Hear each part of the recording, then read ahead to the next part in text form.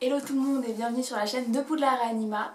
Dans la lignée des vidéos sur mes 3 meilleures lectures de l'année 2019, je vous avais dit que je vous présenterai bientôt Le Gang des rêves de Luca Di Fulvio et c'est ce que je viens faire ce matin. Au-delà d'être l'une de mes meilleures lectures de 2019, ce roman c'est vraiment l'une de mes meilleures lectures de toute ma vie. C'est un roman qui m'a fait passer par des millions d'émotions, c'est un roman qui m'a tenue en haleine, il fait près de 1000 pages et je l'ai englouti tellement c'était addictif. C'est un roman qui change des habitudes de lecture que j'ai pu vous montrer depuis le début de la chaîne, puisque c'est une littérature adulte contemporaine. C'est une littérature que j'aime beaucoup, j'en présente pas beaucoup sur les réseaux sociaux, mais j'en ai lu quand même pas mal. Et clairement je pense que je lirai bientôt tous les Luca Di Fulvio parce que ça a été vraiment un auteur révélation. Le Gang des rêves est un roman traduit de l'italien, donc ça change un petit peu, je trouve. Ça change de tous les romans traduits de l'américain ou de l'anglais en général que l'on peut trouver et ça fait du bien puisque on a vraiment une approche de la littérature que j'ai trouvée différente dans ce roman. Je ne sais pas si c'est parce que c'est Luca Di Fulvio en particulier, mais j'ai vraiment trouvé une ambiance, une atmosphère vraiment différente des autres romans que je peux lire qui sont traduits de l'anglais. Pour commencer, je vais vous lire le petit résumé qu'il y a dans le rabat ici pour vous situer un petit peu l'intrigue et les personnages. New York, en ces tumultueuses années 1920, pour des milliers d'Européens, la ville est synonyme de rêve américain. C'est le cas pour Seta Luminita, une Italienne qui, du haut de son jeune âge, compte bien se tailler une place au soleil avec Christmas, son fils. Dans une cité en plein essor où la radio débute à peine et le cinéma se met à parler, Christmas grandit entre gangs adverses, violence et pauvreté, avec ses rêves et sa gouaille comme planche de salut. L'espoir d'une nouvelle existence s'esquisse lorsqu'il rencontre la belle et riche Ruth. Et si, à ses côtés, Christmas trouvait la liberté et dans ses bras, l'amour. Donc ça vous situe un petit peu le contexte, les personnages, tout ce dont on va parler dans ce roman. Mais ce roman c'est vraiment beaucoup plus que ça. Lorsque j'avais terminé ma lecture de ce roman sur Instagram, j'avais choisi de vous présenter ce roman sous forme d'une liste de 5 bonnes raisons de le lire. C'est aussi comme ça que j'ai présenté ma chronique sur mon blog il me semble. Et j'ai décidé que j'allais faire de même en vidéo YouTube, donc c'est parti. Le tout premier point que j'avais relevé, c'est le contexte historique. Comme vous avez pu le comprendre dans le résumé, on va évoluer dans le New York des années 1910-1920. C'est un contexte historique qui est très intéressant. On a tout ce contexte autour de l'immigration de Ellis Island, du rêve américain qui est très forte et qui est merveilleusement bien dépeinte par Luca Di Fulvio. On a toute cette dimension de l'immigré qui arrive à Ellis Island avec plein de rêves dans la tête et qui se retrouve confronté à la dure réalité de la vie à New York dans les années 1910-1920. C'était incroyablement intéressant, bien dépeint et c'est vraiment ce qui m'a entraînée dans ce roman. Le deuxième point positif que j'ai relevé, ce sont les personnages. Les personnages sont incroyablement bien construits. J'ai rarement vu un roman dans lequel les personnages étaient si bien dépeints, si psychologiquement construits. On a vraiment des psychologies particulières à chacun. On a des personnages qui sont foncièrement mauvais, des personnages qui sont foncièrement bons et c'est grâce à tout ce panel de personnages ultra différents mais ultra bien pensés que l'on est plongé vraiment au cœur de cette histoire, qu'on a envie de savoir ce qui va advenir de tel ou tel personnage. Il y a des personnages qu'on va détester, des personnages qu'on va adorer et c'est ce que j'ai adoré dans ce roman, c'est-à-dire que finalement, c'est le troisième point auquel je voulais arriver, ce roman dépeint la réalité. C'est un roman qui est incroyablement réaliste. Avec tout ce panel de personnages que Luca Di Fulvio a construit, il arrive à dépeindre une société, il arrive à dépeindre une humanité, et avec ce contexte historique qui est vrai, cette intrigue qui fait vrai, on a envie de croire en cette histoire.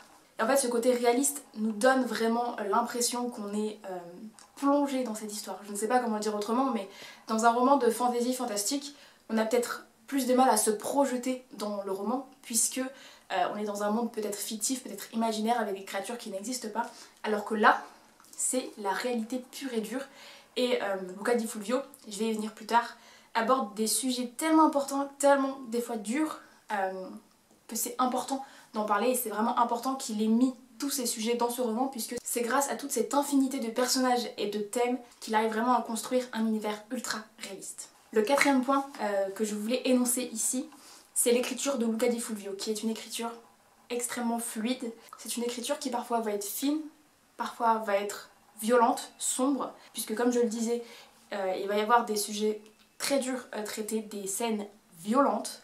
Et c'est encore une fois cette infinité d'aspects, même au niveau de l'écriture, qui va contribuer à construire cet univers ultra réaliste dans lequel on ne peut que s'immerger.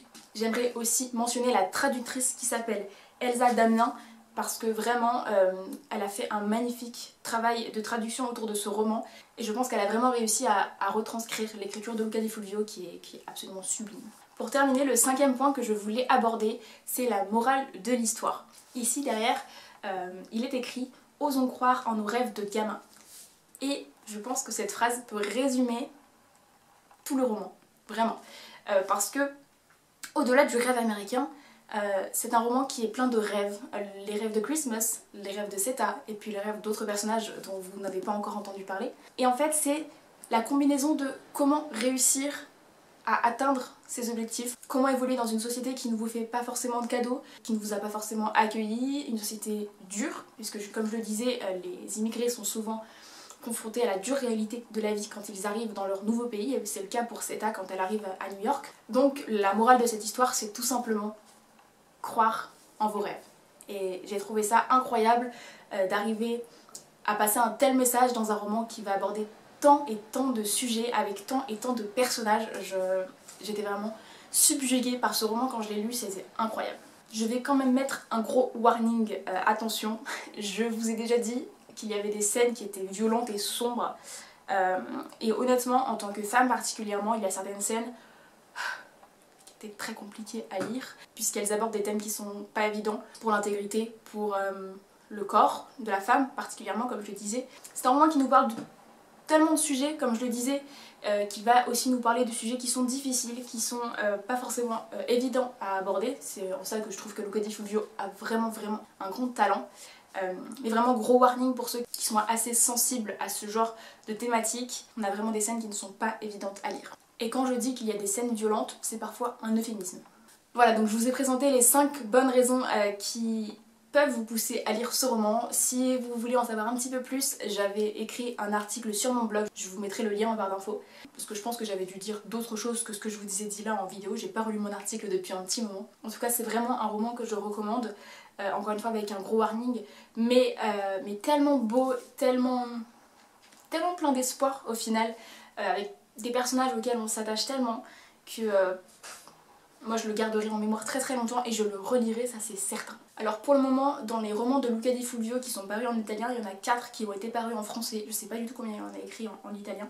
Il y a bien évidemment Le Gang des Rêves, sont sortis en poche également Les Enfants de Venise et Le Soleil des Rebelles qui sont tous les deux sortis chez Pocket.